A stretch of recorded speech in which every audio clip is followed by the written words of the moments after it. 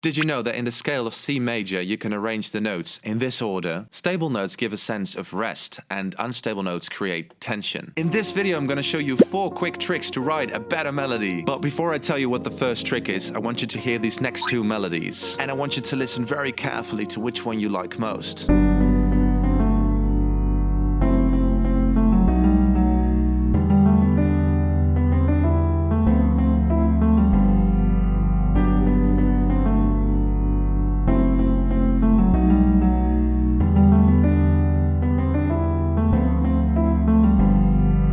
So which of the 2 melodies was best? Of course, this comes down to personal preference, so there is no right or wrong answer. Both melodies work, however, there is one slight difference. And that difference is just this single note. It creates a bigger leap, and that's what makes the second melody just a little bit more memorable than the first one. Trick number 1. Open your melody with a bigger interval to make it more memorable. Small intervals are of course perfectly fine to use sometimes. They are just, however, less adventurous. When you are writing a melody, you're obviously using notes from any given scale. And when you are going up or down, the most predictable way is by playing the next tone that is in line in the scale. So that's why larger intervals are more interesting to use. They skip multiple notes within the scale in one go, and therefore they are less predictable. So is it a good idea to just always start with a giant leap at the beginning of my melody?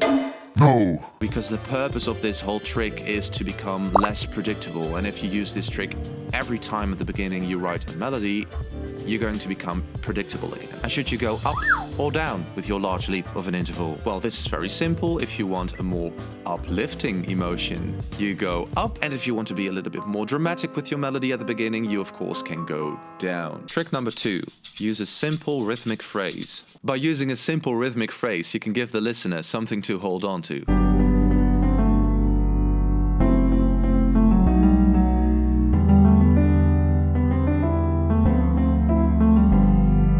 By changing the pitch every time and by changing the chords, the listener still gets the feeling that they are going somewhere.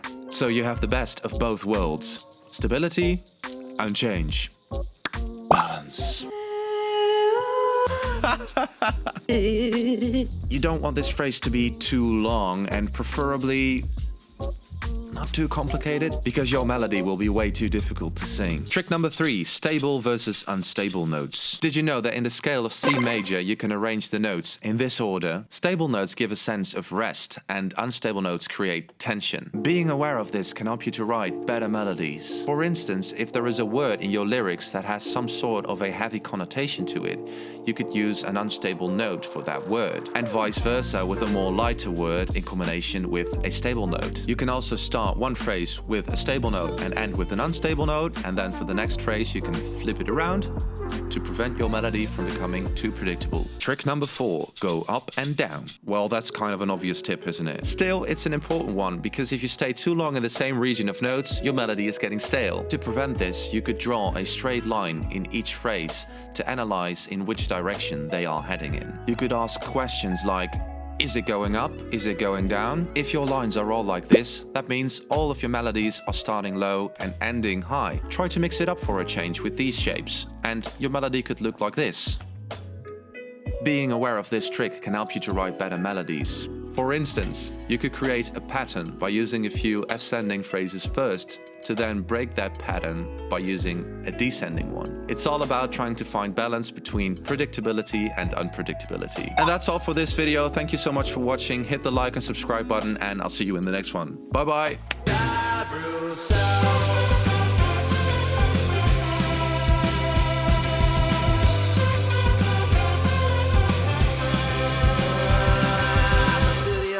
Cannot heal me tonight, so I'll turn around.